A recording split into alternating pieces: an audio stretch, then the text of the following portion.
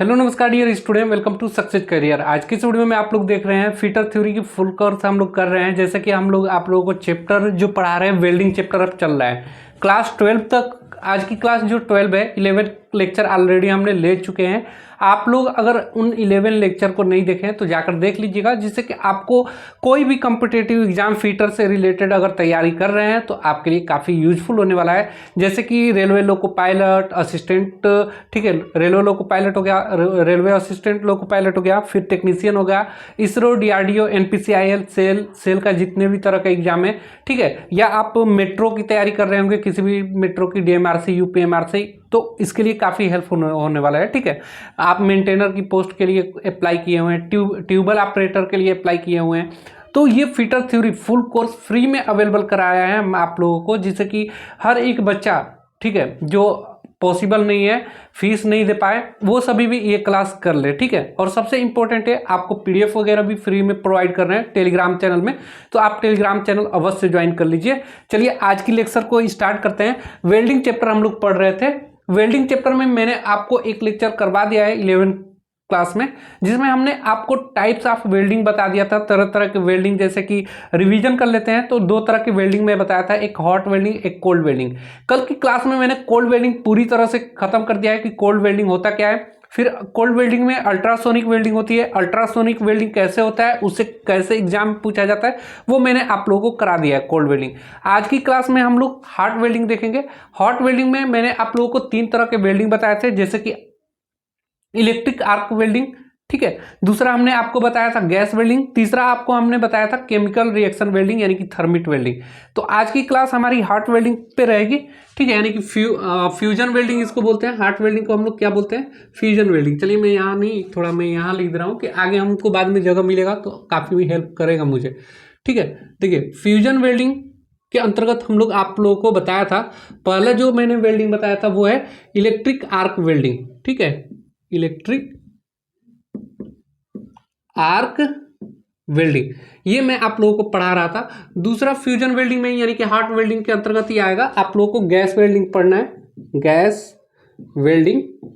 Gas welding के अंतर्गत oxy acetylene gas welding पढ़ेंगे, जो कि इंपॉर्टेंट है, पूछ देता है ऑक्सीजन सिलेंडर का कलर कैसा होता है। ठीक है, उसके बाद एसिटिलीन गैस का सिलेंडर का कैसा होता है, उसमें जो वाल्व कटे होते हैं, राइट हैंड थ्रेड कटे होते हैं या लेफ्ट हैंड, काफ़ी इंपॉर्टेंट है गैस वेल्डिंग भी, तो उसको भी हम लोग देखेंगे। और उसके बाद एक आता है chemical reaction welding, chemical reaction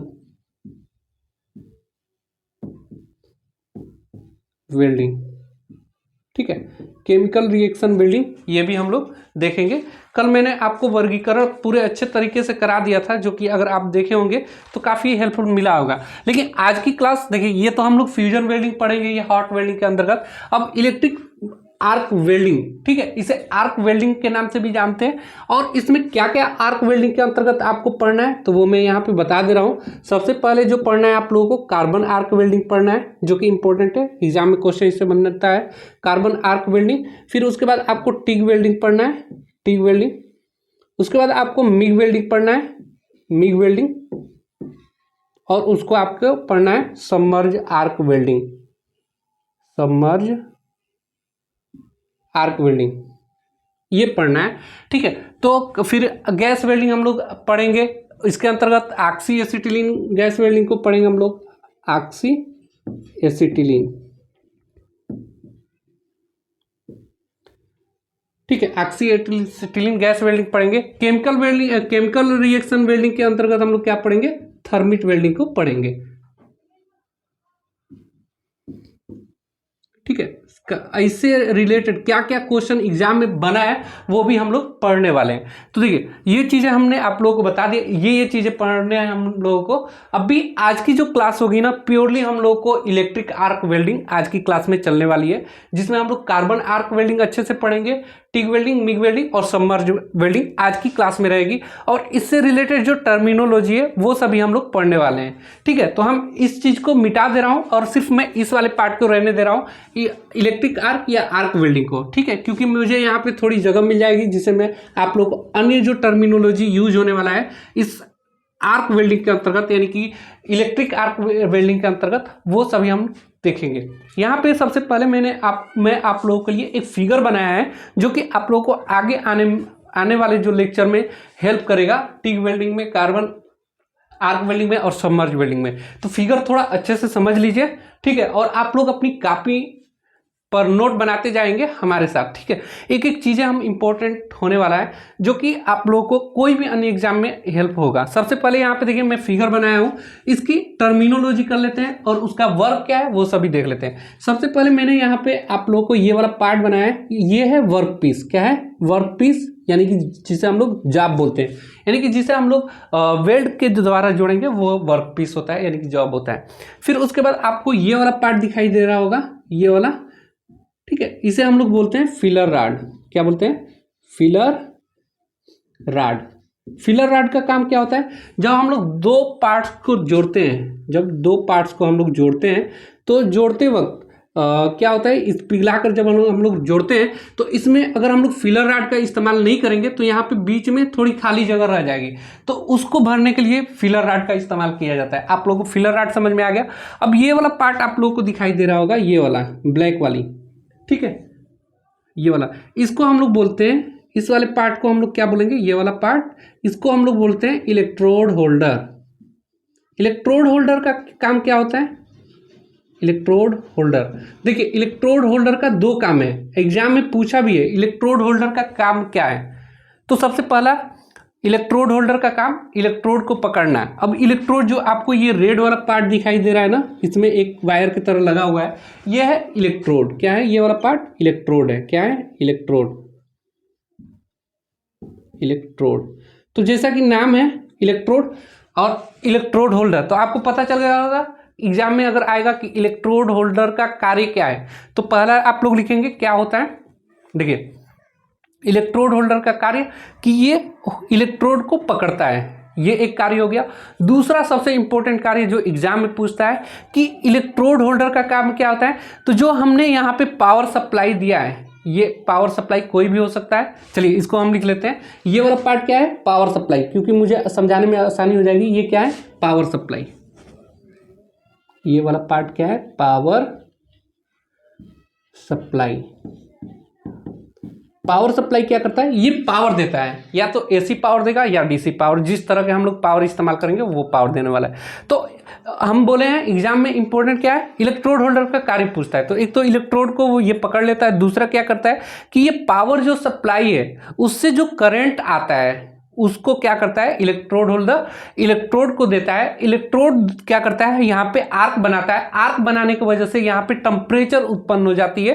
temperature कितना उत्पन्न होता है? 3000 से लेकर 4000 डिग्री सेल्सियस। ये भी इंपॉर्टेंट है, एग्जाम में पूछा हुआ है। तो यहाँ पे 3 से 4000 डिग्री सेल्सियस टेम्परेचर उत्पन्न होता है आर्क उत्पन्न होने की वजह से। और जो हमारा वर्कपीस है, यानी कि यहाँ पे जो धातु होगी वो मेल्ट होता है, यानी कि पिघल जाता है। और हमारा जो दो पार्ट्स आपस में मेल्ट होकर जब ठंडा होते हैं तो वो क्या हो जाते हैं, जुड़ जाते हैं। यही वेल्डिंग प्रोसेस है। तो मैंने पावर सप्लाई बता दिया आप लोगों को, इलेक्ट्रोड बता दिया, इलेक्ट्रोड होल्डर बता दिया। अब इंपॉर्टेंट चीज़ें हैं, जैसे कि मैंने आप लोगों को बताया पावर सप्लाई, ठीक है। तो अब पावर सप्लाई मैंने आप लोगों को बता दिया कि दो तरह के पावर सप्लाई होते हैं, या तो एसी पावर सप्लाई होगा या तो डीसी पावर सप्लाई होगा। मैं ये चीज़ें बता रहा हूं कि आपको ये चीज़ें पढ़ने में बिल्कुल आसानी हो जाएगी। ये चीज़ें बस आप लोग थोड़ा समझ लीजिए, थोड़ी सी बस मेरे साथ रहिए, पूरा वीडियो को देखिए। मैं बोल रहा हूं बिल्कुल आपको आसानी से मैं ये क्लास दिखाने वाला हूं, क्योंकि वेल्डिंग की ये दूसरी क्लास है, ठीक है। और मैंने ऑलरेडी वर्गीकरण बता दिया था और कोल्ड वेल्डिंग बता ही दिया था आप लोग को, अल्ट्रासोनिक वेल्डिंग भी बता दिया था, इंपॉर्टेंट था, उसमें आप लोग जाकर देखिएगा। मैंने वर्किंग मेथड भी बताया था आप लोगों को। अब आइए देखिए, आप लोग याद रखिएगा पावर सप्लाई कितने प्रकार का, एसी पावर सप्लाई या डीसी पावर सप्लाई होता है। अब उसके बाद आपका एग्जाम में क्वेश्चन पूछता है इलेक्ट्रोड से, काफी इंपॉर्टेंट है। तो चलिए इलेक्ट्रोड को भी देख लेते हैं। यहां पे मैं इलेक्ट्रोड लिख दे रहा हूं, ठीक है। यहां पे हेडिंग डाल लीजिएगा इलेक्ट्रोड। इलेक्ट्रोड सबसे पहला क्वेश्चन एग्जाम में पूछता है इलेक्ट्रोड कितने प्रकार का होता है, तो आप लोग लिखेंगे इलेक्ट्रोड 2 प्रकार का होता है। कितने प्रकार का? 2 प्रकार का। जैसा कि मैं बता रहा हूं बिल्कुल आप लोगों के लिए फ्री क्लास है और आपको बिल्कुल पेड की जरूरत नहीं पड़ने वाली है। आप लोग क्लास पूरा करिए, 100% आपका सिलेक्शन होगा, ठीक है, इसी क्लास से होगा। क्योंकि मैंने आप लोगों के लिए बिल्कुल अच्छा से कंटेंट लेकर आया है। बस आप लोग नोट बनाते रहिए, रिवीजन करते रहिएगा। जब भी आपका एग्जाम होगा ना, जब भी आप पूरे लेक्चर को एक बार देख कर जाइएगा। हो सकता है 50 से 55 घंटा, ठीक है, 50 से 55 घंटे में मैं फिटर थ्योरी पूरी अच्छी तरीके से करने वाला हूं।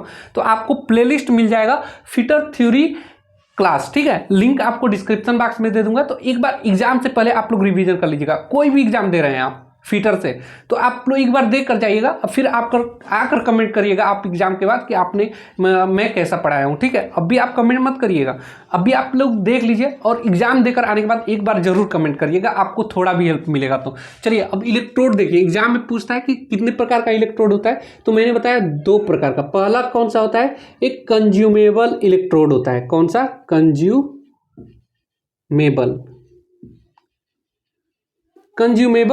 इलेक्ट्रोड।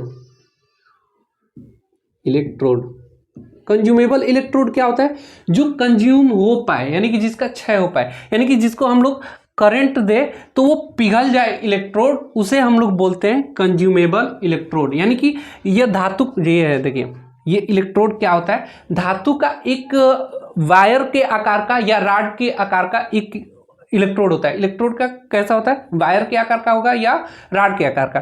तो वो राड ये धातु का होता है जो पिघल जाए और पिघल कर जो हम लोग ज्वाइंट बना रहे हैं उसमें मिल जाए, उसी को हम लोग कंज्यूमेबल इलेक्ट्रोड कहते हैं। फिर दूसरा जो आता है वो है non consumable electrode. Non consumable electrode, ठीक है। नॉन कंज्यूमेबल इलेक्ट्रोड क्या होता है, देखिए जैसा मैं आपको बताया ये इलेक्ट्रोड है, ये क्या होता है, धातु का एक वायर के आकार का या एक राड होता है। ये क्या करता है कि नॉन कंज्यूमेबल इलेक्ट्रोड, ये पिघलता नहीं है। ये धातु का जो राड होता है या वायर होता है नॉन कंज्यूमेबल इलेक्ट्रोड, ये पिघलता नहीं है, इसका नाम ही है नॉन कंज्यूमेबल इलेक्ट्रोड, यानी कि ये कंज्यूम नहीं होता है। तो यानी कि ये पिघल कर, ये पेरेंट मेटल के साथ यानी कि वर्कपीस के साथ पिघल कर मिलता नहीं है, उसी को हम लोग क्या कहते हैं, नॉन कंज्यूमेबल इलेक्ट्रोड कहते हैं।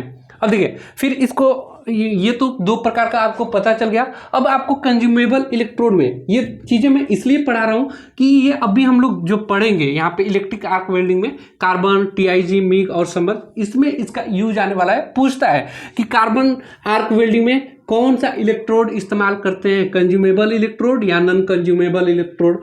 फिर उसके बाद टिग वेल्डिंग में पूछता है कि कंज्यूमेबल, नॉन कंज्यूमेबल। इसलिए मैं पढ़ा रहा हूं क्योंकि इन सभी में आपका क्वेश्चन पूछता है कि पावर सप्लाई कौन सा इस्तेमाल करते हैं, और फिलर राड का पूछ देता है कि कार्बन आर्क वेल्डिंग में फिलर राड का इस्तेमाल करते हैं कि नहीं। टिग में पूछ देगा, सबमर्ज में पूछ देगा, मिग में पूछ देगा फिलर राड का प्रयोग करते हैं कि नहीं। इसलिए मैं ये चीजें पढ़ा रहा हूं आप लोगों को, और आप यकीन मानिए बिल्कुल आप लोग अच्छे कंटेंट ले रहे हैं। देखिए फिर कंज्यूमेबल इलेक्ट्रोड को हम लोग 2 पार्ट में डिवाइड कर देते हैं, यानी बांट देते हैं। जहां पे देखिए यहाँ पे एक जो इलेक्ट्रोड होता है वो कंज्यूमेबल इलेक्ट्रोड में एक कोटेड इलेक्ट्रोड होता है, कोटेड इलेक्ट्रोड, ठीक है। कोटेड कंज्यूमेबल इलेक्ट्रोड कितने प्रकार का, कोटेड होता है, एक नॉन कोटेड होता है, यानी कि बेयर इसको बोलते हैं। नॉन कोटेड को हम लोग बेयर बोल देते हैं। बेयर मीन्स होता है कुछ भी नहीं, जैसे नंगा एक तरह से बोल देते हैं। तो बेयर का मतलब क्या होता है, नंगा, यानी कि जो इलेक्ट्रोड हम लोग यहाँ पे इलेक्ट्रोड बना दे रहा हूं, ठीक है, ये है इलेक्ट्रोड, ठीक है। और अब ये क्या है, कंज्यूमेबल है। तो कंज्यूमेबल है तो ये 2 प्रकार का होगा, एक कोटेड होगा। कोटेड का मतलब है इसके ऊपर एक लेयर बना होगा जो कि कोटेड होगा, किससे, फ्लक्स से। देखिए तो फ्लक्स से भी क्वेश्चन आता है, दोनों तरफ मैं बना दे रहा हूं। ये क्या है, कोटेड है, ये क्या है, कोटेड है। आपको दिखाई दे रहा होगा ब्लैक कलर का हमारा इलेक्ट्रोड है, उसके ऊपर कोटेड कर दिया। ये रेड कलर का जो मैंने कोटेड किया है, ये क्या है, यही फ्लक्स है। तो फ्लक्स से भी आपका क्वेश्चन बना है, फ्लक्स का कार्य क्या है। तो जब हम लोग वेल्डिंग करेंगे ना तो फ्लक्स को देखेंगे। आप इतना समझ लीजिए, फ्लक्स एक प्रकार का पदार्थ है जो कि लेयर बना देता है, जो कि धातु को, जो हम लोग धातु वेल्ड करते हैं, जोड़ते हैं, वो ऑक्सीजन के साथ रिएक्शन नहीं करने देता है। फ्लक्स का कार्य यही है। फ्लक्स एक प्रकार का पदार्थ है जो कि धातु को, पिघली हुई धातु को ऑक्सीजन से क्या कर देता है, रोक देता है, क्षय होने से, ऑक्सीडाइजेशन से रोक देता है, उसी को हम लोग फ्लक्स कहते हैं। देखिए तो ये फ्लक्स हो गया। अब बेयर कंज्यूमेबल इलेक्ट्रोड क्या होगा, तो ये सिर्फ इलेक्ट्रोड होगा जिसमें कोई भी कोटेड नहीं किया जाएगा, वो है नॉन कोटेड, या नॉन कोटेड बोलिए या बेयर कंज्यूमेबल इलेक्ट्रोड बोलिए। ये तो क्वेश्चन हो गया। अब आपको पता चल गया कोटेड नॉन कोटेड यानी कि बेयर इलेक्ट्रोड होता है। अब एक क्वेश्चन आता है, ये कोटेड हमने किया है ना, ये तरह तरह के कोटेड होते हैं, उन कोटेड को हम लोग देख सकते हैं। चलिए मैं उनको भी बता देता हूं आप लोगों को, वो कितने प्रकार के कोटेड होते हैं। ठीक है, थोड़ा सा आप लोग बने रहिएगा मेरे साथ। देखिए कोटेड जो होता है ना यहाँ पे, वो 3 तरह के होते हैं, लाइट कोटेड, मीडियम कोटेड और हेवी कोटेड। इससे एग्जाम में क्वेश्चन बनता है। ठीक है, जो मैंने कोटेड किया था इस फ्लक्स के ऊपर, ये फ्लक्स है, सॉरी इलेक्ट्रोड है, इलेक्ट्रोड के ऊपर जो कोटेड किया हुआ है पार्ट है, इससे भी क्वेश्चन बनता है। तो चलिए इसको देख लेते हैं। ये वाला पार्ट कोटेड है। यहाँ पे अगर मैं इसका क्रॉस सेक्शन बनाऊं तो ये इलेक्ट्रोड हो गया। ठीक है, ये वाला पार्ट इलेक्ट्रोड हो गया। ठीक है, ये क्या हो गया, इलेक्ट्रोड हो गया। ये वाला अंदर वाला पार्ट क्या हो गया, इलेक्ट्रोड हो गया। और उसके ऊपर जो कोटेड हमने किया है ना, ये वाला पार्ट, ये कोटेड कर दिया हमने। ठीक है, आपको रेड कलर दिखाई दे रहा होगा, ये कोटेड है। तो इससे कोटेड से क्वेश्चन बनता है। 3 तरह के कोटेड होते हैं। पहला मैं यहाँ पे लिख रहा हूँ, क्वेश्चन पूछता है कोटेड से 3 प्रकार का होता है। पहले देखेंगे ये कोटेड किसका होता है, फ्लक्स कोटेड होता है। ठीक है, क्या होता है, फ्लक्स कोटेड होता है। ठीक, अब आइए देखिए यहाँ पे पहला देखेंगे यहाँ पे कोटेड। ठीक है, लाइट कोटेड क्या कोटेड होता है, फ्लक्स से कोटेड किया जाता है। लाइट कोटेड में जो फ्लक्स की कोटिंग होती है वो कितना mm होता है, 1.2 mm से 1.2 mm से 1.3 mm तक होता है ये कोटेड। उसके बाद आता है मीडियम कोटेड। ठीक है, यहाँ पे डालेंगे मीडियम कोटेड। मीडियम कोटेड में जो फ्लक्स की कोटिंग होती है वो कितना होता है, तो ये कोटेड जो होता है आप लोग नोट करेंगे 1.4 से आप लोग नोट करिएगा 1.5 mm में लिखिएगा ये चीज़ें। उसके बाद तीसरा जो होता है वो है हेवी कोटेड।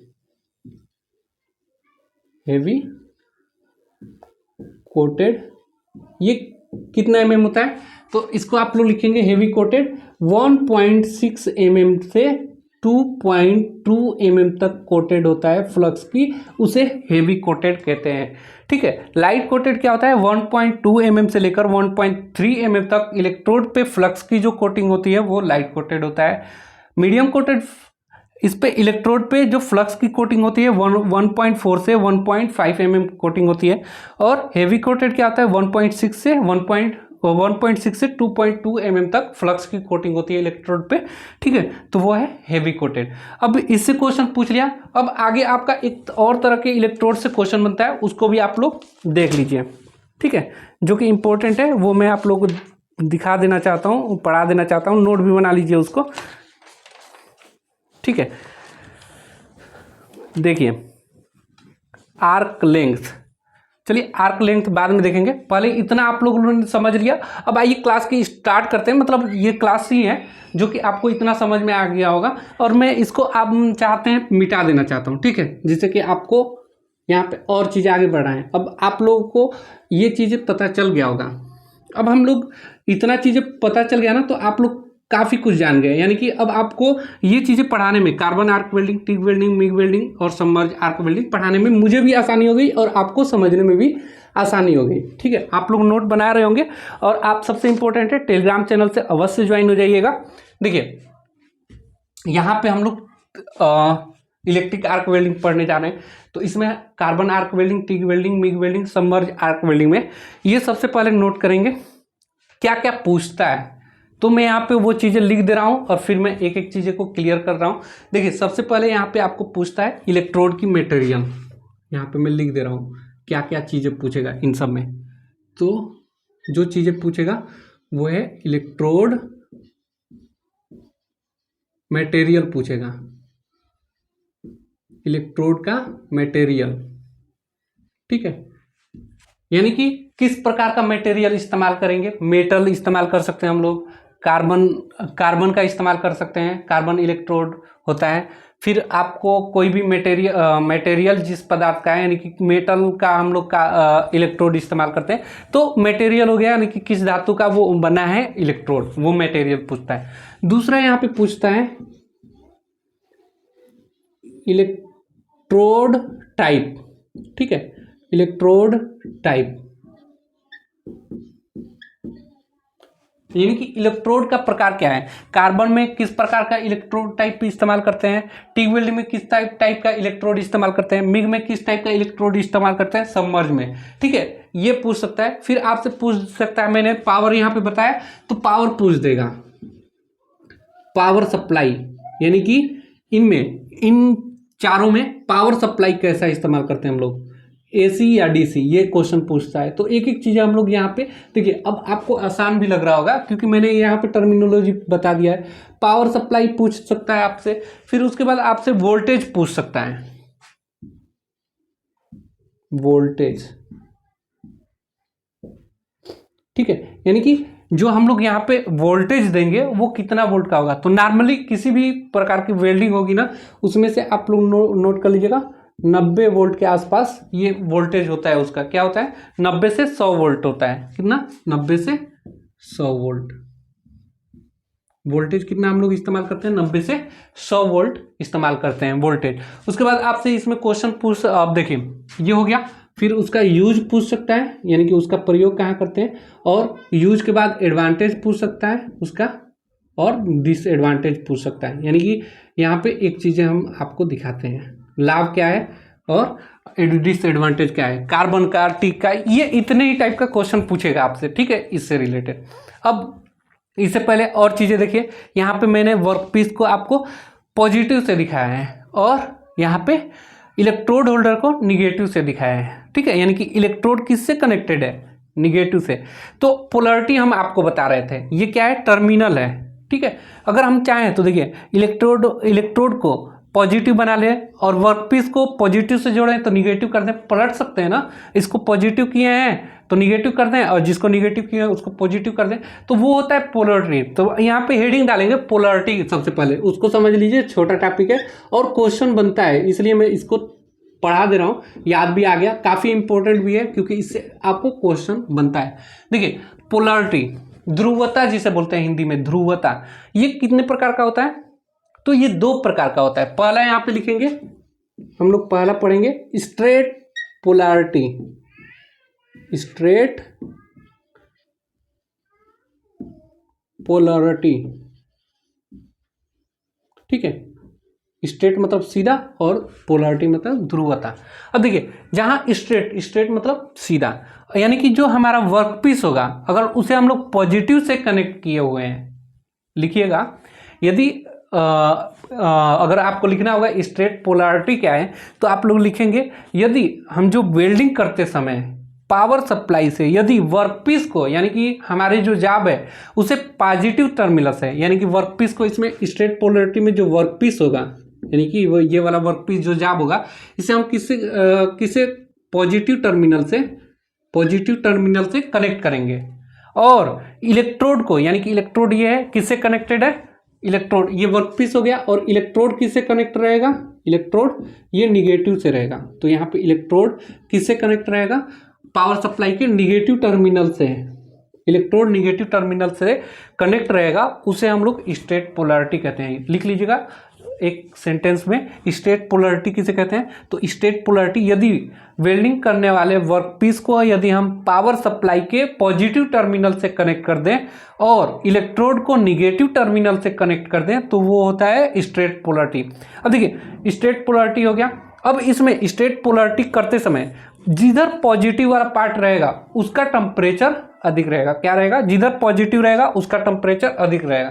तो देखिए इधर पॉजिटिव वर्कपीस से कनेक्टेड है तो इसका टेम्परेचर कितना रहेगा, 4000 डिग्री सेल्सियस रहेगा, कितना, 4000 डिग्री सेल्सियस, समझिए इसको।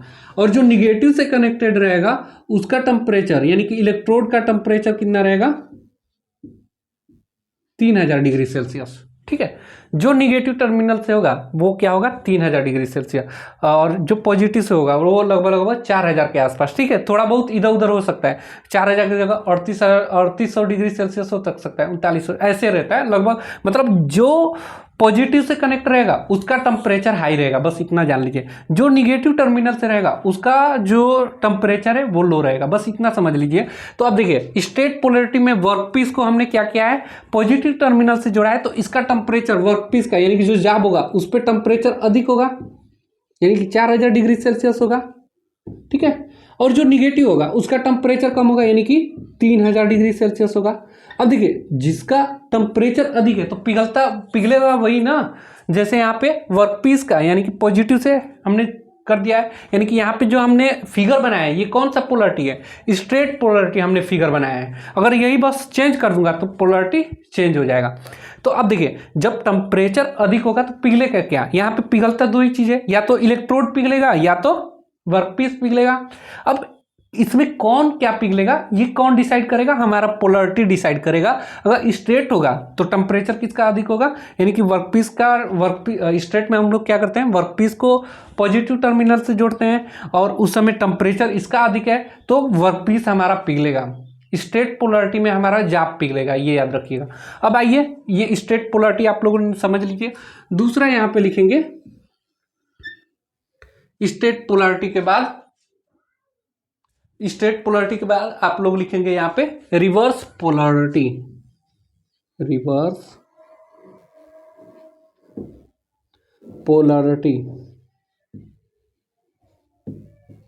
ठीक है, रिवर्स पोलैरिटी।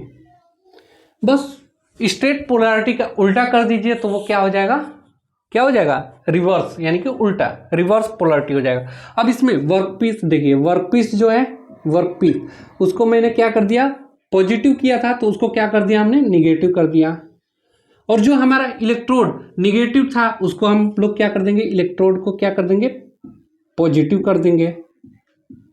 तो ये क्या हो जाएगा, ये हमारा हो जाएगा रिवर्स पोलैरिटी। अब इसमें हमने चेंज कर दिया तो अब क्या होगा, देखिए यहाँ पे मैंने चेंज कर दिया, मैं यहाँ पे चेंज करके समझा दे रहा हूँ। फिगर आप लोग बना लेंगे तो याद रहेगा, फिगर बनाने से क्या होगा, याद रहेगा आपको, और आपको दोबारा याद नहीं करना पड़ेगा। ठीक है, इस लेक्चर में ही आपको सारी चीजें याद हो जाएंगी। अब देखिए मैं यहाँ पे बदल दिया, सिर्फ इसको मैंने पॉजिटिव कर दिया और इस पार्ट को मैंने क्या कर दिया, निगेटिव कर दिया। ठीक है, अब हमने बदल दिया, पोलैरिटी क्या कर दिया, बदल दिया। अब पॉजिटिव ये हो गया, तो मैंने शुरू में बताया था जो पॉजिटिव रहेगा उसका टेम्परेचर अधिक रहेगा। अब इलेक्ट्रोड का टेम्परेचर कितना हो जाएगा, अधिक हो जाएगा, यानी कि 4000 डिग्री सेल्सियस, और वर्कपीस का ये 3000 डिग्री सेल्सियस। अब टेम्परेचर मैंने बताया जिसका अधिक होता है, ये तो आपको भी पता है ना, जो अधिक टेम्परेचर रहेगा वो ज़्यादा पहले पिघलेगा, यानी कि अब इस समय क्या पिघलेगा, हमारा इलेक्ट्रोड पिघलेगा। तो रिवर्स पोलैरिटी में हमारा क्या पिघलता है, इलेक्ट्रोड पिघलता है। तो हम जब वेल्डिंग करेंगे ना तो हम खुद डिसाइड करेंगे कि हमें वर्कपीस को पिघलवाना है या हमें इलेक्ट्रोड को पिघलाना है। जिस हिसाब से हम लोग जिसको पिघलाना होगा, इलेक्ट्रोड को पिघलाना होगा तो पॉजिटिव यानी कि रिवर्स पोलैरिटी का इस्तेमाल कर लेंगे। ये चीज़ें आप लोगों को समझ में आ गया होगा। तो रिवर्स पोलैरिटी को अगर सेंटेंस में लिखना होगा तो कैसे लिखेंगे, तो लिखिएगा, देखिए यदि वर्कपीस को हम लोग निगेटिव टर्मिनल से, पावर सप्लाई के निगेटिव टर्मिनल से और इलेक्ट्रोड को पॉजिटिव टर्मिनल से जोड़ देंगे तो वो जो परिपथ बनेगा वो हमारा रिवर्स पोलैरिटी होगा। ठीक है, यानी कि वर्कपीस को निगेटिव और इलेक्ट्रोड को पॉजिटिव जोड़ देंगे तो वो हमारा रिवर्स पोलैरिटी होगा। ऐसे काफ़ी क्वेश्चन बनाए, घुमा घुमा के क्वेश्चन बनाए इस पे, और लोग इसी में कंफ्यूज हो जाते हैं। तो आपको याद हो गया, पहला स्ट्रेट में रखिएगा, जो हमारा वर्कपीस बनाना है वो सीधा है भाई, वर्कपीस बनाना है तो स्ट्रेट, और पॉजिटिव उसको कर देंगे तो वो स्ट्रेट हो जाएगा। बाकी जब हमने वर्कपीस को पॉजिटिव कर दिया तो एक को निगेटिव करना पड़ेगा, तो मैंने इलेक्ट्रोड को निगेटिव कर दिया तो स्ट्रेट पोलैरिटी हो गया। चलिए इसको मिटाते हैं। क्वेश्चन कैसे एग्जाम में बनता है, बोल देगा स्ट्रेट पोलैरिटी में क्या होता है, दे देगा इलेक्ट्रोड पॉजिटिव होता है, वर्कपीस निगेटिव होता है, या वर्कपीस पॉजिटिव होता है, या इनमें से कोई नहीं। तो एक ऑप्शन सही है वो आपको करना है, या आपको और तरह से क्वेश्चन देगा। रिवर्स पोलैरिटी में क्या होता है, वर्कपीस को पॉजिटिव निगेटिव से जोड़ देते हैं, या इलेक्ट्रोड को निगेटिव से जोड़ देते हैं, वर्कपीस को पॉजिटिव से जोड़ देते हैं। इसमें कंफ्यूज करेगा आपको और आप क्या हो जाएंगे, कंफ्यूज, और एग्जाम में गलत क्वेश्चन करके आते हैं। तो आपको ये चीज़ें याद रखिएगा जैसे मैंने समझाया है, तो आपको समझ में आ जाएगा। सीधे देखिए कैसे याद रखने का तरीका क्या है। हम लोग जाब बनाएंगे वेल्डिंग में तो क्या करेंगे, सिंपल चीज़ें यूज करेंगे ना, हम सीधा सीधा जोड़ देंगे और क्या करेंगे, सीधा जोड़ देंगे तो हमारा क्या हो जाएगा वो, तो सीधा हम वर्कपीस को जोड़ेंगे तो वो हमारा क्या हो जाएगा, स्ट्रेट पोलरिटी हो जाएगा। क्या हो जाएगा, स्ट्रेट पोलरिटी। ठीक है, और अगर निगेटिव से वर्कपीस को जोड़ दिया तो रिवर्स पॉजिटिव, बस बात खत्म। तो आप लोग नोट बनाते रहिएगा, काफी इंपॉर्टेंट है। अब आइए हम लोग डायरेक्ट कार्बन आर्क वेल्डिंग पढ़ते हैं। देखिए हेडिंग डालिए, हम लोग क्या पढ़ने वाले हैं, कार्बन आर्क वेल्डिंग। अब इसके बाद हेडिंग डाल लीजिए कार्बन आर्क वेल्डिंग। यहाँ पे कार्बन आर्क वेल्डिंग।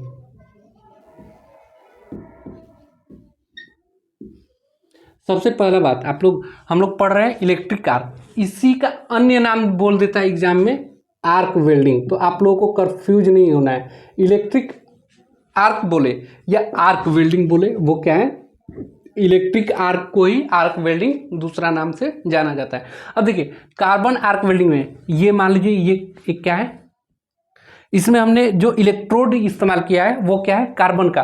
तो यहाँ पे मैं इलेक्ट्रोड लिखा हूं, इसको अगर इलेक्ट्रोड को हमने कार्बन बना दिया, कार्बन इलेक्ट्रोड, ये वाला इलेक्ट्रोड जो है वो कार्बन का है, तो ये पूरा परिपथ क्या हो जाएगा, क्या हो जाएगा, ये कार्बन आर्क वेल्डिंग कहेंगे। ये जो वेल्डिंग हो रहा है ना, क्या हो रहा है, ये कार्बन आर्क वेल्डिंग हो रहा है। तो कार्बन आर्क वेल्डिंग में क्वेश्चन क्या पूछता है, पहले मैंने पूछा कि कार्बन आर्क वेल्डिंग का इलेक्ट्रोड मटेरियल पूछ देगा, क्या पूछेगा। तो यहाँ पे जो हम लोग इलेक्ट्रोड का मटेरियल इस्तेमाल करेंगे वो कौन सा इलेक्ट्रोड मटेरियल है, कार्बन का।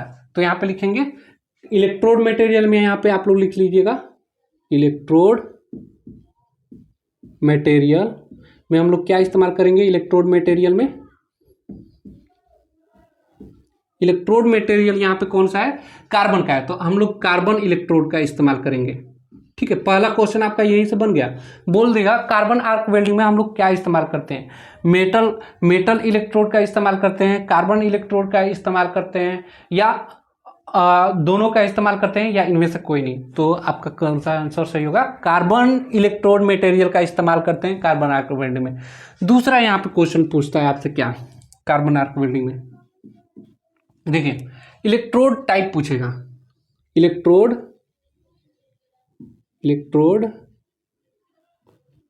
टाइप। तो इसमें कौन सा इलेक्ट्रोड इस्तेमाल करेंगे, यहां पे जो इलेक्ट्रोड हम इस्तेमाल करेंगे वो कंज्यूमेबल, याद रखिएगा कंज्यूमेबल, यानी कि जो कंज्यूम हो सकेगा। ठीक है, कौन सा इस्तेमाल करेंगे हम लोग इलेक्ट्रोड टाइप में, हम लोग कंज्यूमेबल इलेक्ट्रोड का इस्तेमाल करेंगे। फिर उसके बाद आपसे पूछ सकता है यहाँ पे इलेक्ट्रोड टाइप हो गया, उसके बाद फिलर रॉड। देखिए मैं यहाँ पे एक चीज़ भूल गया हूँ, आपसे यहाँ पे एक डाल लीजिएगा, फिलर रॉड के बारे में भी पूछ सकता है आपसे कि इसमें फिलर रॉड यूज करेंगे या नहीं, फिलर रॉड। ठीक है, दिख रहा होगा, फिलर रॉड का इस्तेमाल करते हैं कि नहीं। तो कार्बन आर्क वेल्डिंग में हम लोग फिलर रॉड का यूज करते हैं, फिलर रॉड यूज्ड, यानी कि फिलर रॉड का प्रयोग होता है। तो पूछता है कार्बन आर्क वेल्डिंग में फिलर रॉड इस्तेमाल होता है कि नहीं, तो आप लोग बोलेंगे फिलर रॉड का इस्तेमाल करते हैं, यानी कि जो यहाँ पे हम लोग करेंगे ये फिलर रॉड कंज्यूमेबल होगा, और जो हमारे जगह वेल्डिंग करते समय जो जगह रह जाता है वो फिलर रॉड भर देता है उसको और बराबर कर देगा। तो फिलर रॉड यूज करते हैं कार्बन आर्क वेल्डिंग में, फिलर रॉड का इस्तेमाल करते हैं। तो आपने फिलर रॉड, इलेक्ट्रोड मटेरियल बता दिया, इलेक्ट्रोड टाइप बता दिया, अब है पावर सप्लाई पूछेगा, यानी कि कार्बन आर्क वेल्डिंग में कौन सा पावर सप्लाई देंगे। ठीक है, कौन सा पावर सप्लाई देंगे, तो यहाँ पे आप नोट करेंगे कार्बन आर्क वेल्डिंग में पावर सप्लाई, कौन सा power supply, AC power supply देंगे या डीसी पावर सप्लाई।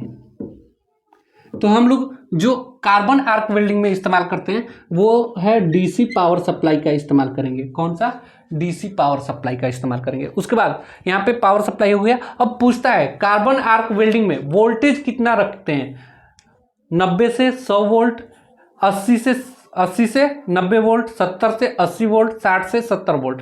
तो आपको याद रखना है हम लोग 90 से 100 वोल्ट के बीच में ही यहाँ पे जो वोल्ट रखते हैं वो रखते हैं। तो यहाँ पे आपका कार्बन आर्क वेल्डिंग में वोल्टेज पूछ लेगा, वोल्टेज कितना रखते हैं कार्बन आर्क वेल्डिंग करते समय, वोल्टेज कितना रखते हैं, तो 90 से 100 कितना रखते हैं, 90 से 100 वोल्ट क्या करते हैं, 90 से 100 वोल्ट हम लोग वोल्टेज रखते हैं। अब इसका यूज कहाँ पे है, ठीक है, कार्बन आर्क वेल्डिंग किस प्रकार के मटेरियल के लिए हम लोग प्रयोग करते हैं वो देख लीजिए। तो लिखिएगा फेरस तथा नॉन फेरस मेटल के लिए इस्तेमाल करते हैं।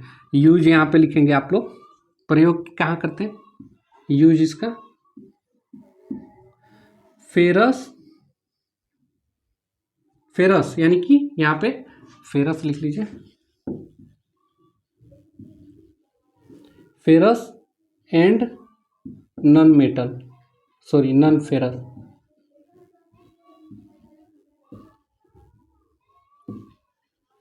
फेरस तथा नॉन फेरस में यानी कि लौह तथा अलौह धातुओं में इसका प्रयोग करते हैं। कार्बन आर्क वेल्डिंग फेरस और नॉन फेरस यानी कि हम लोग इस्तेमाल करते हैं यानी कि लौह तथा अलौह धातुओं में, ठीक है। जैसे इसमें फेरस और नॉन फेरस मेटल में क्या क्या आता है वो आप लोग नोट करेंगे। जैसे यहाँ पे आता है steel, brass, bronze, steel, brass, ठीक है, ब्रास, स्टील हो गया, ब्रास हो गया, ब्रोंज हो गया। इसमें इसको क्या करते हैं, इस चीज के प्रयोग के लिए हम लोग कार्बन, इस प्रकार का जो मटेरियल होगा ना धातु को जोड़ने के लिए हम लोग कार्बन आर्क वेल्डिंग का इस्तेमाल करते हैं, ठीक है। Carbon steel, mild steel, carbon steel आप लोग नोट बनाएंगे सारी चीजें। कार्बन स्टील हो गया या mild steel,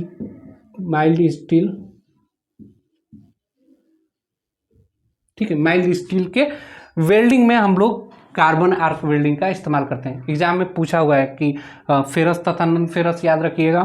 steel, brass, bronze, carbon steel mild welding में इसका इस्तेमाल करते हैं। अब देखिए इतना हमने बता दिया। अब आपको यहाँ पे इसका ये आप लोग नोट कर लीजिएगा और मैं इसको मिटा रहा हूँ। आप लोग इसको कार्बन हमने पढ़ लिया, टिग, मिग और सबमर्ज अभी पढ़ना है अभी, क्योंकि मुझे यहाँ पे थोड़ी जगह चाहिए जिसे मैं आप लोगों को बता पाऊँ,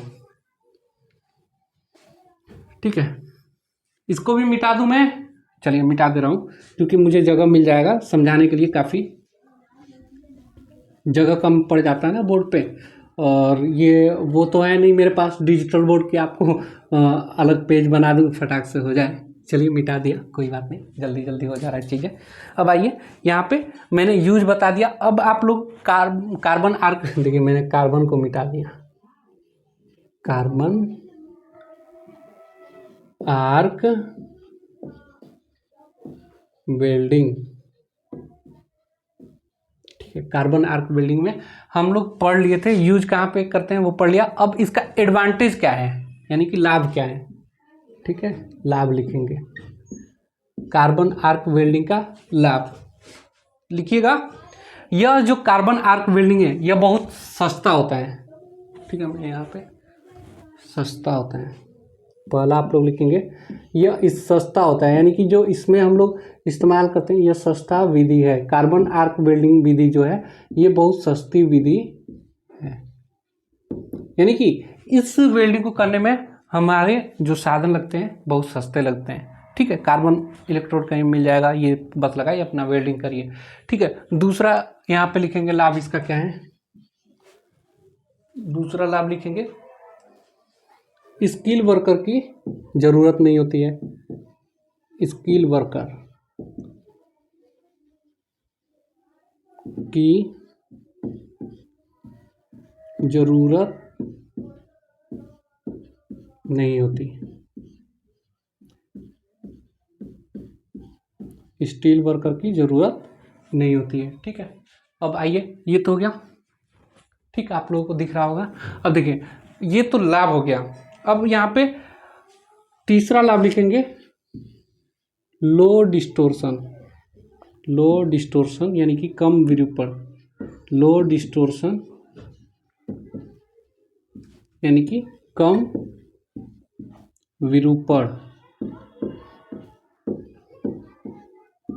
कम विरूपण होता है।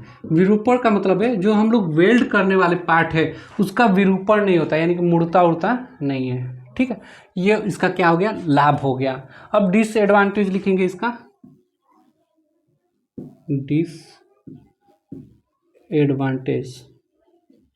और लाभ। ये एडवांटेज था, ये सभी क्या था, एडवांटेज था। अब डिसएडवांटेज में लिखेंगे पहला, यहां पे देखिए ये इसी का उल्टा कर दीजिए।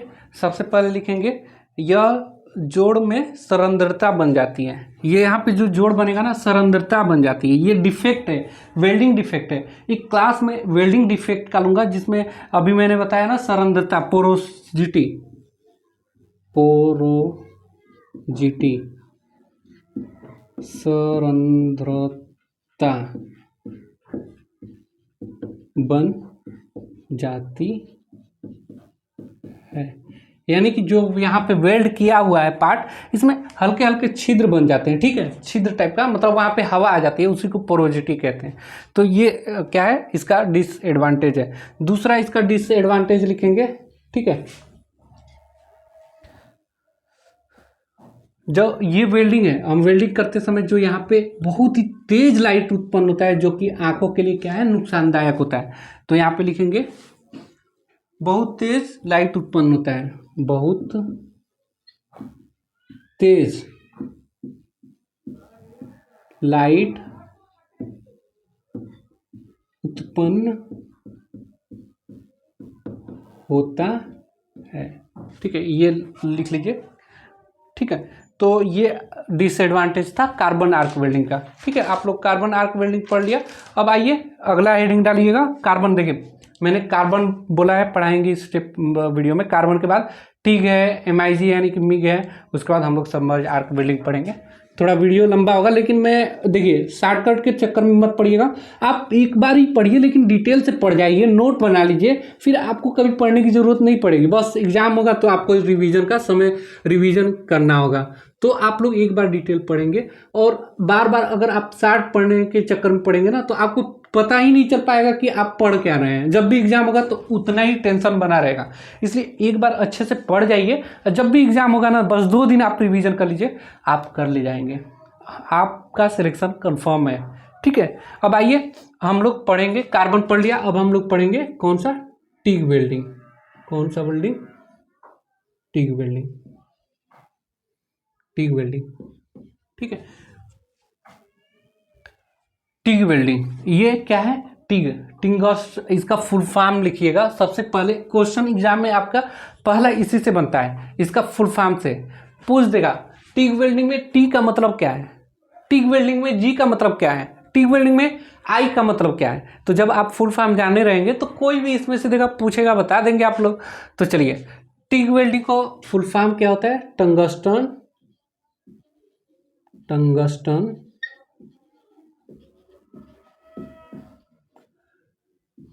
Inert gas. ठीक है, टिग का फुल फॉर्म क्या है, टंगस्टन इनर्ट गैस। हम लोग पढ़ रहे हैं टिग वेल्डिंग। क्या पढ़ रहे हैं, टिग वेल्डिंग पढ़ रहे हैं, टिग वेल्डिंग पढ़ रहे हैं।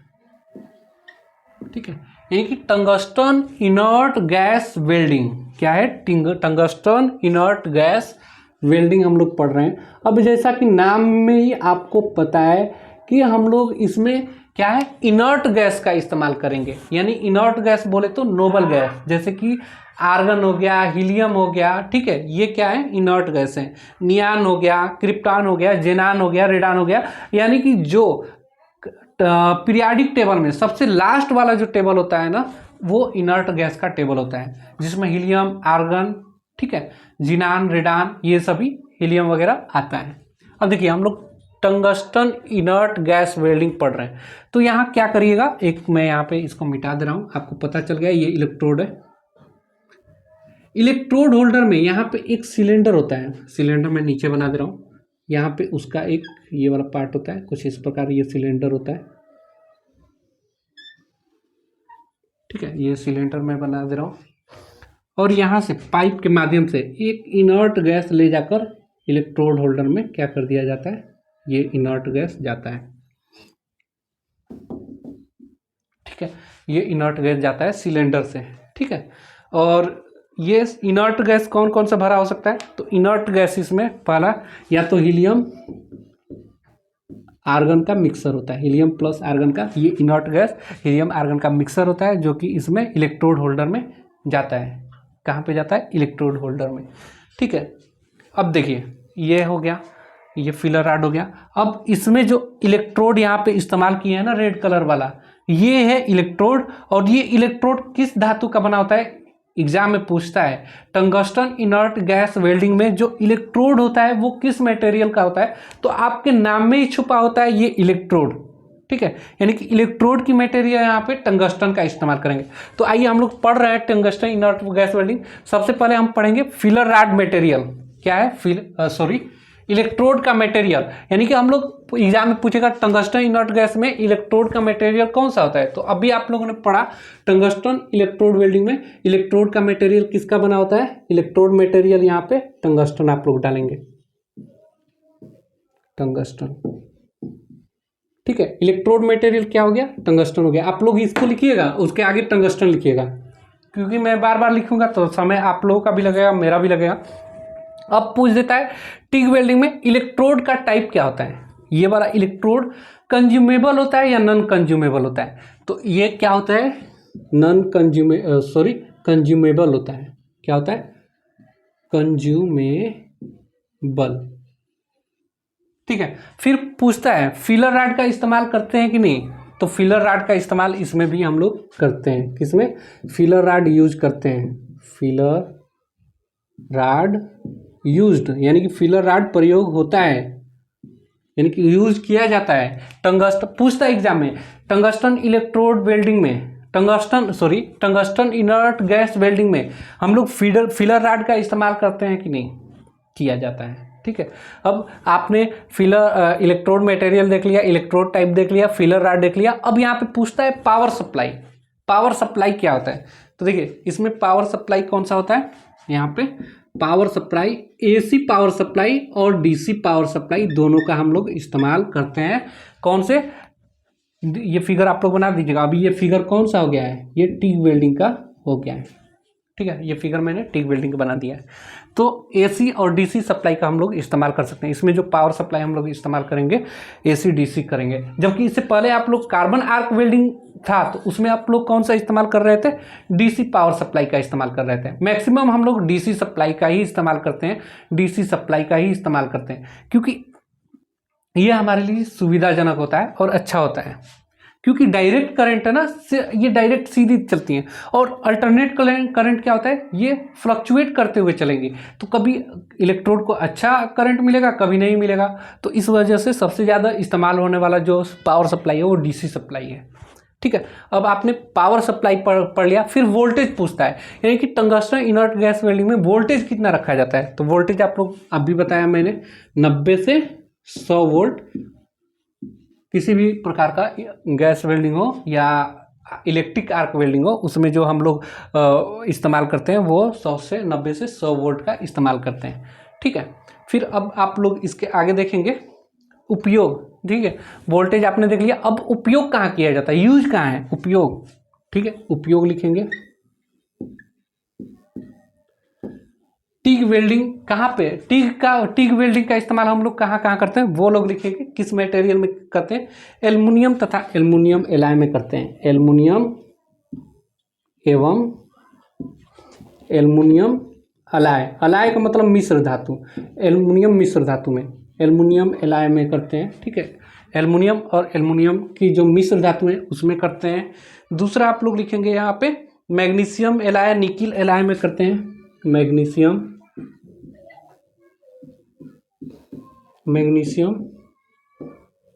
एलॉय में करते हैं।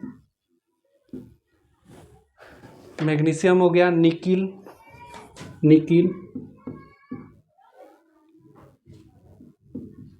एलॉय में करते हैं। यहाँ पे नोट करेंगे। निकिल के बाद टाइटेनियम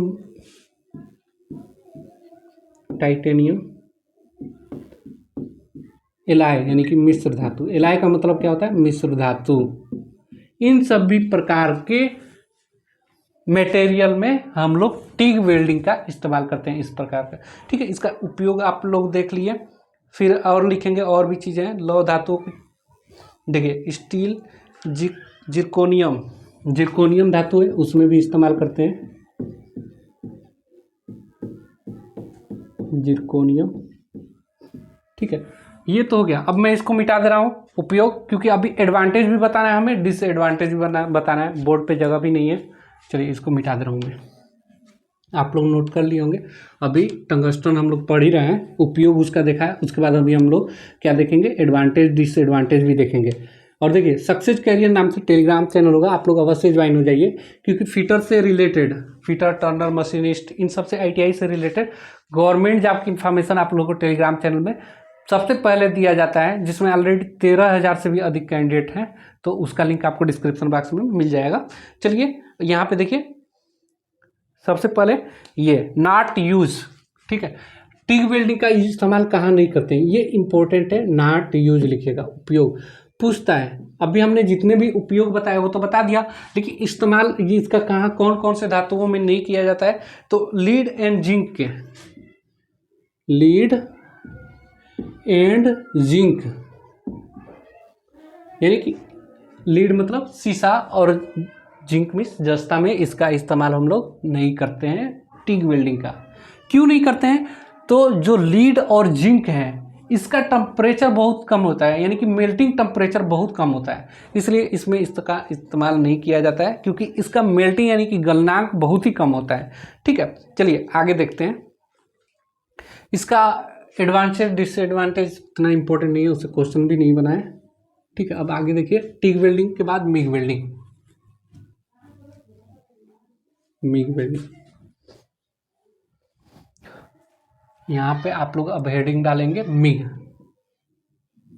इससे भी क्वेश्चन बहुत बार बनता है, पूछ देता है मिग में जी का मतलब क्या है, तो वही बातें आप जानते रहेंगे। यहाँ पे मैं लिख दूँ मिग वेल्डिंग, टिग मिग बोल देते हैं, लेकिन आपको पता होना चाहिए मिग का फुल फॉर्म। ठीक है, तो लिखेंगे मिग का फुल फॉर्म क्या होता है, मेटल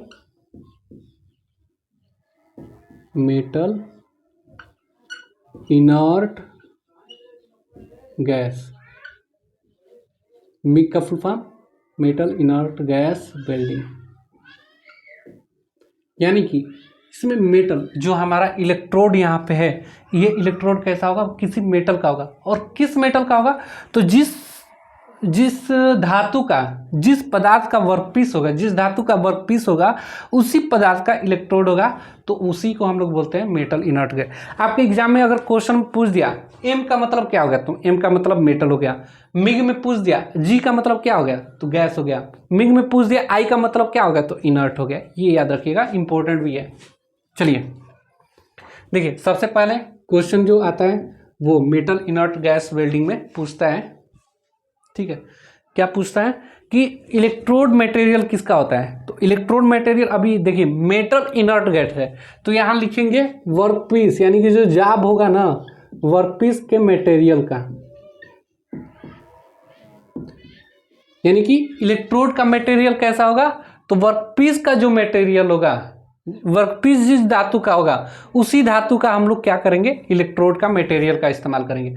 अगर ये लोहा है तो हम लोग लोहा का इस्तेमाल करेंगे, अगर ये जिंक है तो जिंक, या ये एल्युमिनियम है तो एल्युमिनियम का इस्तेमाल करेंगे। ठीक है, ये याद रखिएगा। तो वर्कपीस के मटेरियल का ही हमारा इलेक्ट्रोड मटेरियल होता है। इलेक्ट्रोड टाइप, तो देखिए अब यहाँ पे हम लोग इलेक्ट्रोड का इस्तेमाल क्या होता है, इलेक्ट्रोड का जो टाइप होता है वो नॉन कंज्यूमेबल होता है। नॉन कंज्यूमेबल क्यों होता है वो देखिएगा, मैं अभी बताता हूँ। नॉन कंज्यूमेबल, अभी आप लोग देख रहे थे सब कंज्यूमेबल था, ये नॉन कंज्यूमेबल टाइप होगा मेटल इनर्ट गैस। ये नॉन कंज्यूमेबल क्यों होगा, क्योंकि सेम धातु का है ना, तो उसको पिघलाने की ज़रूरत ही क्या है। ठीक है, सेम धातु है तो इसलिए इसका, सॉरी नॉन कंज्यूमेबल मैंने कर दिया, कंज्यूमेबल ही है, इसको बना लीजिएगा कंज्यूमेबल ही है। ठीक है, यानी कि इलेक्ट्रोड, ये मटेरियल जिस वर्कपीस का जो मटेरियल है वही इलेक्ट्रोड का मटेरियल है, और ये इलेक्ट्रोड पिघलता है यानी कि कंज्यूमेबल है। ठीक है, कंज्यूमेबल इलेक्ट्रोड का हम लोग इस्तेमाल करेंगे। और वर्कपीस का जो मटेरियल है वही इलेक्ट्रोड का मटेरियल है, और वो पिघल कर क्या बना लेता है, एकदम बिल्कुल मजबूत वेल्ड बना देता है, यानी कि मजबूत जोड़ बनाता है। ठीक है, कंज्यूमेबल है, इलेक्ट्रोड टाइप हो गया। अब यहाँ पे फिलर रॉड जो होगा ना, वो यहाँ पे इस्तेमाल नहीं किया जाएगा। क्यों नहीं किया जाएगा, चलिए यहाँ पे मैं मिटा देता हूँ। और यहाँ पे ये हम लोग क्या पढ़ रहे हैं, इनर्ट मेटल इनर्ट गैस, इसमें मिग का है, ये फिगर मिग का है। ठीक है, इसमें भी हम लोग क्या इस्तेमाल करेंगे, इनर्ट गैस का इस्तेमाल करेंगे, इस गैस का। तो ये जो फिगर है ये किसका है, मेटल इनर्ट गैस का फिगर है। ठीक है, इसमें हम लोग क्या करेंगे, ये मिग मैं यहाँ पे लिख दे रहा हूँ, ये फिगर जो है मिग का है, मिग वेल्डिंग। अब देखिए, इलेक्ट्रोड का मटेरियल वर्कपीस के मटेरियल के बराबर होगा, इलेक्ट्रोड कंज्यूमेबल होगा। लेकिन अब फिलर रॉड यहाँ पे यूज नहीं करेंगे। क्यों नहीं करेंगे, क्योंकि जो हमारा इलेक्ट्रोड है सेम मटेरियल का है, वो कंज्यूमेबल है। तो जो हमारा जो गड्ढे टाइप का बनाएगा तो जो इलेक्ट्रोड है वही तो भर देगा, तो फिलर रॉड का यहाँ पे इस्तेमाल नहीं होने वाला है।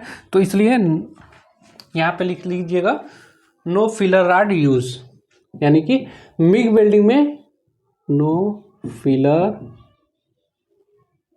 रॉड यूज्ड, यानी कि फिलर रॉड का इस्तेमाल हम लोग नहीं करते हैं। ये इंपॉर्टेंट है, फिलर रॉड का इस्तेमाल क्यों नहीं किया जाता है मिग वेल्डिंग में। तो मिग वेल्डिंग यानी कि मेटल इनर्ट गैस वेल्डिंग है, जिस पदार्थ का मटेरियल होता है उसी पदार्थ का हमारा इलेक्ट्रोड होता है। इस वजह से हम लोग फिलर रॉड का इस्तेमाल नहीं करते हैं, और वो एक इलेक्ट्रोड कंज्यूमेबल इलेक्ट्रोड होता है। ठीक है, अब पावर सप्लाई यहाँ पे देख लीजिए, इलेक्ट्रोड हो गया, electrode material, electrode type, filler rod. अब पावर सप्लाई यहाँ पे कौन सा दिया जाता है, मेटल इनर्ट गैस में पावर सप्लाई कौन सा दिया जाता है, तो सेम एसी और डीसी दोनों दे सकते हैं यहाँ पे। लेकिन आपके एग्जाम में अगर आता है एसी डीसी तो मारिए, अदरवाइज सिर्फ डीसी ऑप्शन में आता है तो डीसी मारिएगा। ठीक है, तो ये हो गया। उसके बाद आपको वोल्टेज पूछ लेता है, तो वोल्टेज कितना, मेटल इनर्ट गैस में वोल्टेज 90 से 100 वोल्ट ही रखते हैं। ठीक है, अब इसका उपयोग देख लीजिए, क्योंकि उपयोग पूछता है मेटल इनर्ट गैस में किस प्रकार के मटेरियल को हम लोग जोड़ सकते हैं। उपयोग, ठीक है, देखिए इसका उपयोग कार्बन स्टील, कार्बन स्टील में इसका उपयोग करते हैं। ठीक है, कार्बन स्टील हो गया।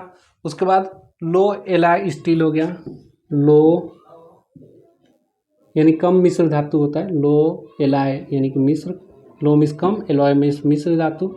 लो एलॉय स्टील में इसका इस्तेमाल करेंगे और देखेंगे लो एलॉय स्टील। उसके बाद एल्युमिनियम, और एल्युमिनियम में इसका इस्तेमाल करते हैं मिग वेल्डिंग का। और एल्युमिनियम एलॉय यानी कि एल्युमिनियम की जो मिश्र धातु है इसमें भी इसका इस्तेमाल करते हैं, एल्युमिनियम एलॉय में इसका इस्तेमाल करते हैं। फिर यहाँ पे देखेंगे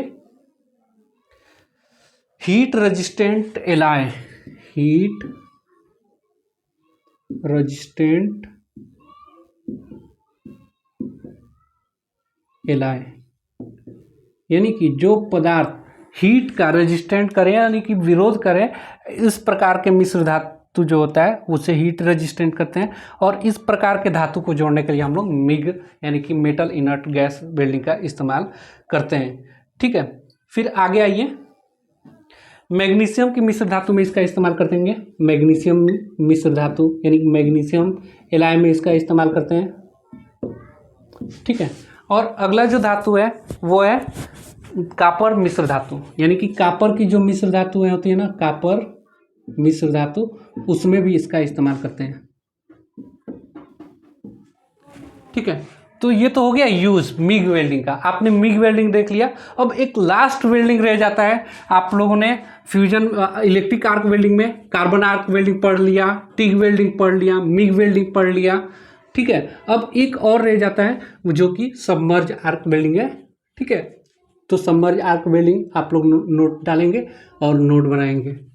चलिए यहाँ पे मैं लिख रहा हूँ सबमर्ज आर्क वेल्डिंग, उसका फिगर भी थोड़ा डिफरेंट बनेगा तो इसको मैं मिटा दे रहा हूँ। ठीक है, सबमर्ज आर्क वेल्डिंग का फिगर डिफरेंट है थोड़ा, आप लोग इस चीज़ का नोट बनाते रहेंगे और टेलीग्राम चैनल अवश्य ज्वाइन करिएगा। और देखिए सेशन अच्छा लग रहा है तो आप लोग लाइक कर दीजिएगा, आपका लाइक ही हमारे लिए मोटिवेशन बनता है, इतनी मेहनत, ठीक है, क्योंकि बोर्ड पे पढ़ाना बहुत थोड़ा वो रहता है ना। चलिए आइए देखते हैं सबमर्ज आर्क वेल्डिंग। यहाँ पे हेडिंग डालिएगा सबमर्ज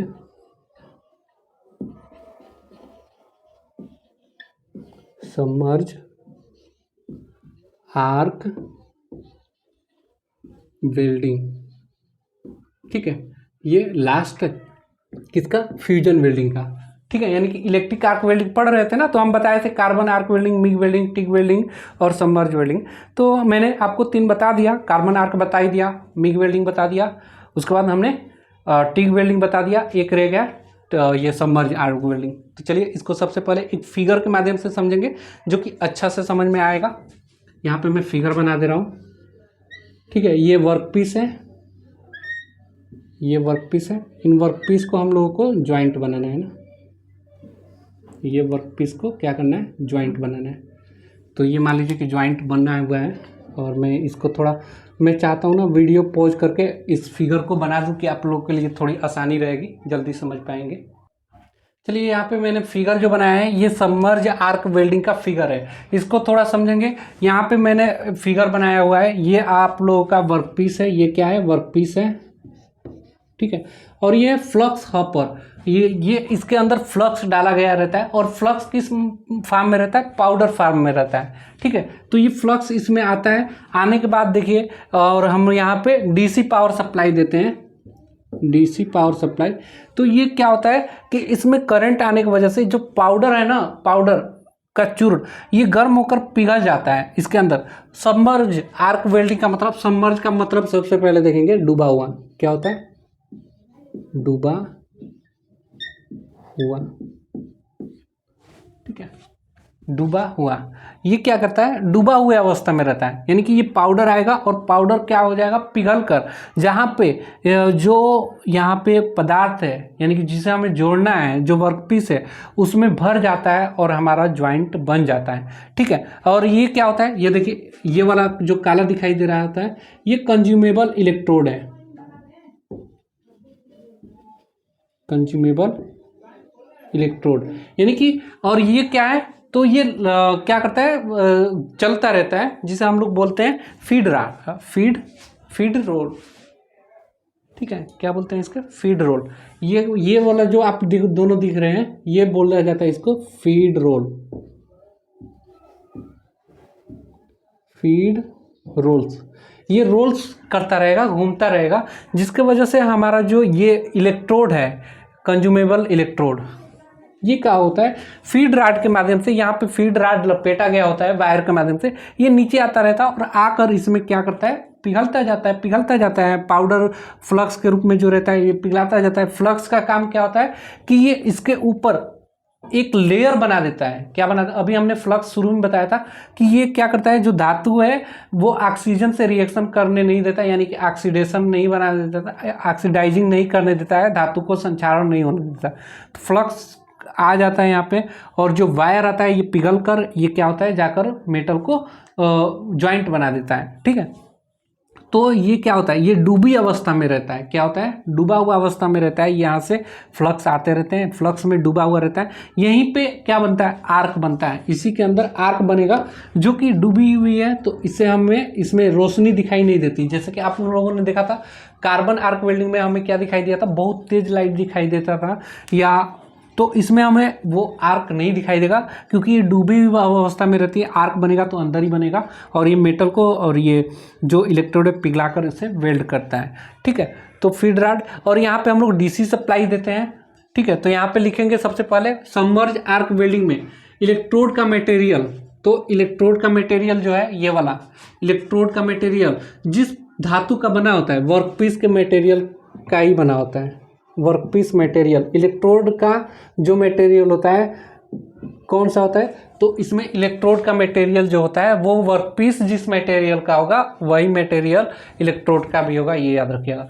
इलेक्ट्रोड टाइप कौन सा होता है, तो इसमें इलेक्ट्रोड हम लोग कंज्यूमेबल इलेक्ट्रोड इस्तेमाल करते हैं, कंज्यूमेबल इलेक्ट्रोड।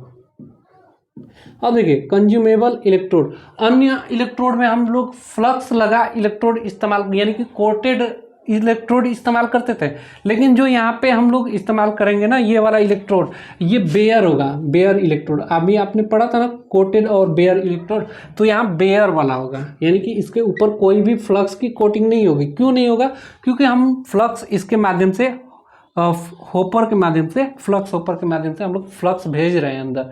और ये फ्लक्स क्या करता है, फ्लक्स का काम क्या होता है देखिएगा, फ्लक्स यहाँ पे एक लेयर बनाता है। क्या बनाता है? लेयर बनाता है फ्लक्स, जो कि ऑक्सीजन जो होता है बाहर वायुमंडल में, इससे धातु को जो वेल्ड करेंगे तो पिघल जाता है। पिघलने के बाद ये ऑक्सीजन से रिएक्शन करके क्या करेगा, संक्षारण करेगा, ऑक्सीडाइजिंग करेगा, जिसके वजह से हमारा वेल्डिंग मजबूत नहीं होगा। ठीक है, तो उसी को बचाता है फ्लक्स। ठीक है, तो ये हो गया। अब यहाँ पे फिलर रॉड, तो फिलर रॉड का इस्तेमाल यहाँ पे हम लोग नहीं करते हैं, तो यहाँ पे लिखिएगा नो। फिलर रॉड का पूछता है कि फिलर रॉड का इस्तेमाल करते हैं कि नहीं, तो नो फिलर रॉड यूज, इसमें भी नो फिलर रॉड यूज्ड। अभी इससे पहले भी आप देखे थे मेटल वाले में भी फिलर रॉड यूज नहीं करते थे, क्योंकि वहाँ भी इलेक्ट्रोड जिस वर्कपीस के मटेरियल के ही जो होता था, वर्कपीस का जो मटेरियल होता था वही इलेक्ट्रोड का मटेरियल होता था, तो उसमें हम लोग ये फिलर रॉड का इस्तेमाल नहीं करते हैं। और ये डूबी अवस्था में होती है तो इस वजह से भी इस्तेमाल नहीं कर पाते हैं। ठीक है, उसके बाद पावर सप्लाई, तो यहाँ जो पावर सप्लाई मैंने बताया डीसी का करेंगे, डीसी। फिर यहाँ पे पूछता है, यहाँ पे जो पोलरिटी इस्तेमाल करेंगे, कौन सा पोलरिटी, तो मैं आपको बताया था ना अभी क्लास में ही बताया हूँ कि पोलरिटी दो प्रकार का होता है, स्ट्रेट पोलरिटी और रिवर्स पोलरिटी। तो यहाँ पे कौन सा है, देखिए वर्कपीस को निगेटिव किया गया है और पॉजिटिव किसको किया गया है, इलेक्ट्रोड को। तो ये कौन सा है, ये रिवर्स पोलरिटी का इस्तेमाल किया गया है। तो यहाँ पे पोलरिटी कौन सा इस्तेमाल हुआ है, रिवर्स पोलरिटी, यानी कि सबमर्ज आर्क वेल्डिंग में कौन सा, रिवर्स पोलरिटी का इस्तेमाल किए हैं हम लोग। ठीक है, तो आप लोग के एग्जाम में आएगा कि सबमर्ज आर्क वेल्डिंग में कौन सा पोलरिटी का इस्तेमाल करते हैं, तो रिवर्स पोलरिटी का इस्तेमाल करते हैं। ठीक है, तो ये था सबमर्ज आर्क वेल्डिंग। चलिए इसको मिटाते हैं, अब इसका एडवांटेज देख लेते हैं। और क्लास काफ़ी लंबा हो गया तो यहीं पे एंड करेंगे। आगे की क्लास में हम लोग, कल की क्लास में जैसे कि हम लोग क्या पढ़ेंगे, ऑक्सी यानी कि गैस वेल्डिंग पढ़ेंगे। गैस वेल्डिंग के अंतर्गत ऑक्सी एसिटिलीन गैस वेल्डिंग क्या होता है। चलिए, तो इसका आप लोग लिखेंगे एडवांटेज, एडवांटेज लिखिएगा किसका, सबमर्ज आर्क वेल्डिंग, एडवांटेज। ठीक है, एक चीज मैं छोड़ दिया हूं ना, वो चीजें मैं बताना है मुझे इनर्ट गैस वाले में, यानी कि मिग और टिग में जो वेल्डिंग होगा, वो थोड़ा एक पॉइंट रह गया जो कि आपको समझना काफी इंपॉर्टेंट है। चलिए पहले इसको देख लीजिए, हम लोग जो सबमर्ज आर्क वेल्डिंग पढ़ रहे थे, कौन सा, सबमर्ज आर्क वेल्डिंग पढ़ रहे हैं हम लोग। इसका एडवांटेज देखेंगे। इसमें क्या है, पहला आर्क पूर्ण रूप से फ्लक्स में डूबी रहती है। यहाँ पे अभी मैंने बताया ना, जो आर्क बनता है ये किस में डूबा रहता है, फ्लक्स ये जा रहा है उसी में डूबा रहता है। तो एडवांटेज क्या है, यानी कि आर्क जो बनता है, आर्क फ्लक्स में पूरी तरह से डूबा रहता है। ये पहला फायदा क्या है, देखिए आर्क पूरी तरह से किस में डूबा रहता है, फ्लक्स में डूबा रहता है। इस वजह से हमें तेज लाइट नहीं दिखाई देता। अन्य में अगर हमें तेज लाइट दिखा देता है तो हम एक एप्लीकेशन यूज करते हैं, कौन सा, फेस शील्ड इस्तेमाल करते हैं। ठीक है, तो इसलिए आर्क हम लोग को फ्लक्स में पूरी तरह से डूबा रहता है तो हमें फेस शील्ड इस्तेमाल नहीं करना पड़ता है। ये फायदा होता है फेस शील्ड, यानी कि फेस की बचाव के लिए फेस शील्ड का प्रयोग नहीं करते हैं। ठीक है, फेस शील्ड होता क्या है, देखिए एक क्वेश्चन आता है, फेस शील्ड क्या है। तो फेस, जब हम लोग वेल्डिंग कर रहे होते हैं तो जो तेज लाइट आता है, उसको, तेज लाइट को देखने के लिए फेस शील्ड का इस्तेमाल करते हैं, जिससे कि आर्क बहुत कम दिखाई देता है। यहाँ आर्क पूरी तरह से डूबा हुआ है तो हमें आर्क दिखाई नहीं देता, ये एक फायदा है। तो हमारी इससे क्या होता है, फेस शील्ड इस्तेमाल नहीं करना पड़ता। दूसरा यहाँ पे एडवांटेज आप लोग लिखेंगे, हाई वेल्डिंग स्पीड होती है। वेल्डिंग स्पीड, वेल्डिंग की स्पीड, वेल्डिंग करने का स्पीड जो होता है, स्पीड तेज होता है, यानी वेल्डिंग तेज होता है। देखिए डूबा हुआ रहता है, जहाँ जहाँ वेल्डिंग करना है बस करते जाइए, वो होता जाएगा, यानी कि इसकी स्पीड बहुत तेज होती है। ठीक है। तीसरा यहाँ पे पॉइंट आप लोग नोट बनाकर लिखिएगा। ठीक है। जरूरत पड़ने पर फ्लक्स में मिश्र धातु को मिलाकर वेल्ड को मजबूत बना देते हैं। जरूरत पड़ने पर फ्लक्स में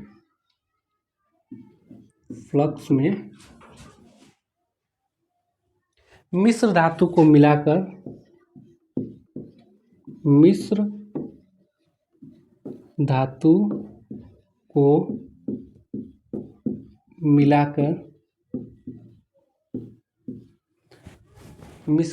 मिलाकर वेल्ड को मजबूत कर देते हैं। क्या कर देते हैं? वेल्ड को मजबूत कर देते हैं।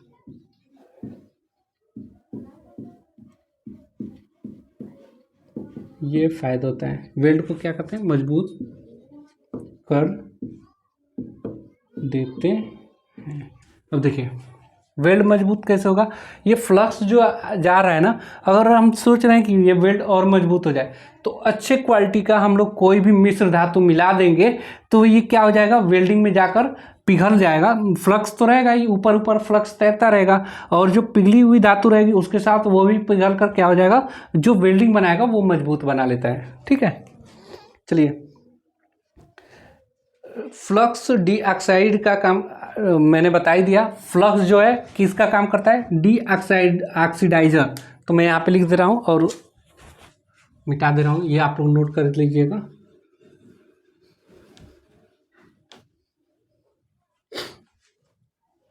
देखिए फ्लक्स जो है किसका कार्य किया है, मैं लेक्चर में ही बता दिया हूँ। फ्लक्स डीऑक्सीडाइजर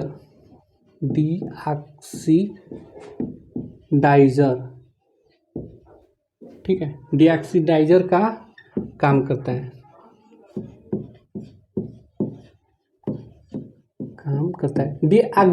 डीऑक्सीडाइजर क्या होता है? देखिए यहाँ पे धातु को ऑक्सीजन के साथ रिएक्शन नहीं करने देता, उसी को हम लोग क्या कहते हैं? डीऑक्सीडाइजर करता है। ठीक है, यानी कि ये संक्षारण से बता लेता है धातु को, मतलब धातु ऑक्सीजन के साथ क्रिया करेगा तो हमारा जो वेल्ड है, पिघली हुई धातु है, वो क्या कर देगा? वेल्डिंग को यानी कि जोड़ को कमजोर कर देगा। तो वो काम करता है यहाँ पे फ्लक्स। क्या करता है? फ्लक्स चारों तरफ अवस्था में, पिघली अवस्था में ऊपर रहता है, और जो हमारी धातु है जाकर वो वेल्ड हो जाती हैं। ठीक है, ये हो गया। अब आगे देखेंगे डिसएडवांटेज, इसका देख लीजिए। अभी आपने देखा एडवांटेज, अब इसका लिखेंगे डिसएडवांटेज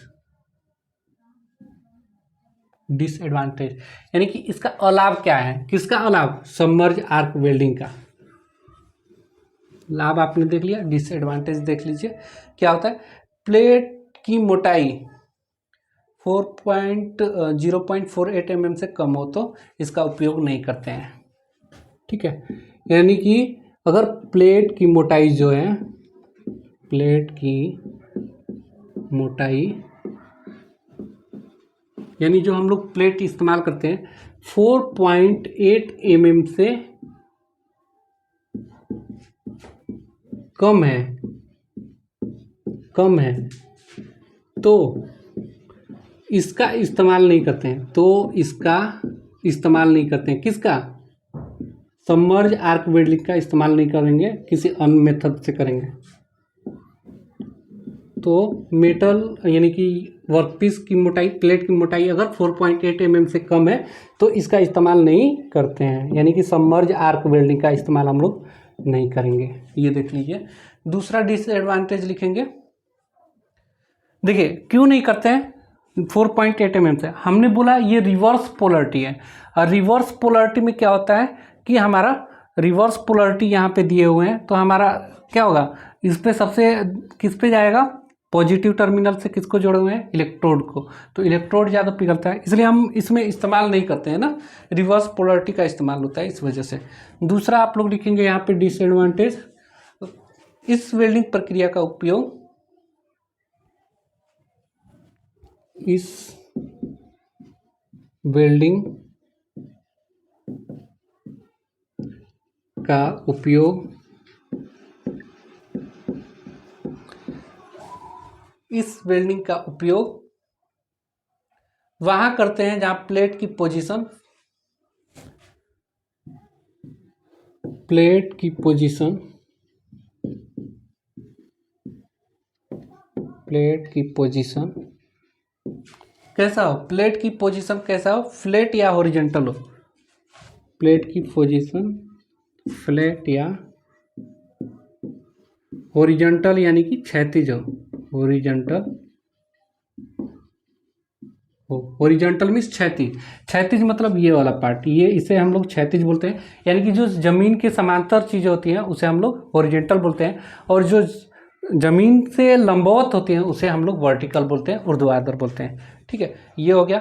अब इसका उपयोग लिखेंगे, उपयोग यहाँ पे यानी कि सबमर्ज आर्क वेल्डिंग का उपयोग कहाँ करते हैं, तो देखिए इसका उपयोग लिखिएगा low carbon steel, low carbon steel में इसका इस्तेमाल करते हैं, लो कार्बन स्टील। उसके बाद medium carbon steel, medium carbon steel में इसका इस्तेमाल करते हैं।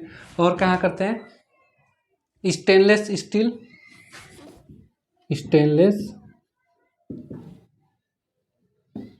स्टील में इसका इस्तेमाल करते हैं। और कहाँ करते हैं, कापर हो गया, कापर में इसका इस्तेमाल करेंगे, कापर एलाय में इसका इस्तेमाल करेंगे। ठीक है, सबमर्ज आर्क वेल्डिंग का कापर एलाय में, निकिल एवं निकिल मिश्र धातु में करते हैं, दिखाई दे रहा होगा आपको यहाँ पे निकिल। ठीक है, और निकिल की जो मिश्र धातु होती है यानी कि निकिल एलाय, एलाय मिश्र होता है मिश्र धातु, तो निकिल एलाय, निकिल की मिश्र धातुओं में हम लोग इसका इस्तेमाल करते हैं। देखिए तो अब इसका पूछ देता है सबमर्ज आर्क वेल्डिंग का इस्तेमाल कहाँ नहीं करते हैं, वो देख लीजिए। ये तो इस उपयोग आप लोग देख ही लिए, लेकिन कहाँ उपयोग नहीं करते हैं वो देख लीजिए।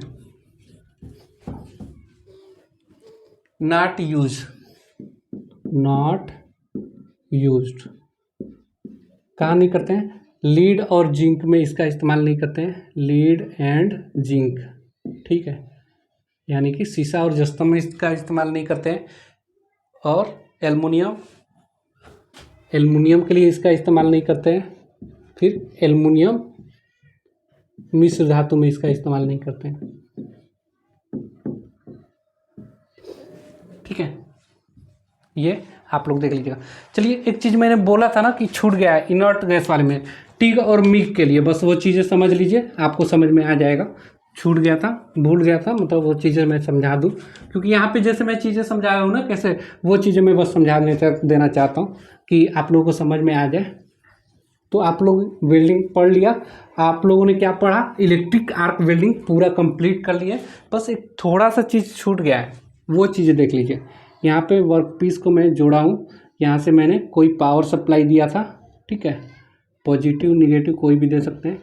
यहाँ से मैंने किसी इलेक्ट्रोड को जोड़ा था, ठीक है, इलेक्ट्रोड होल्डर बना दिया।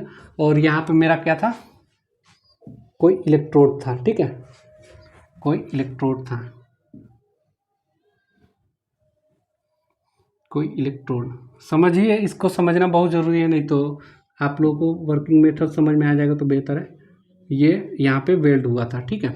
अब देखिए क्या होता है, मैं टिग और मिग के लिए बोल रहा हूँ, टिग वेल्डिंग और मिग वेल्डिंग के लिए, ठीक है। आप लोग फिगर बनाए होंगे, उसी फिगर पे बस ये भी बना लीजिएगा। देखिए टिग मतलब टंगस्टन इनर्ट गैस, मिग मतलब मेटल इनर्ट गैस, यानी इनर्ट गैस का इसमें इस्तेमाल किया गया था।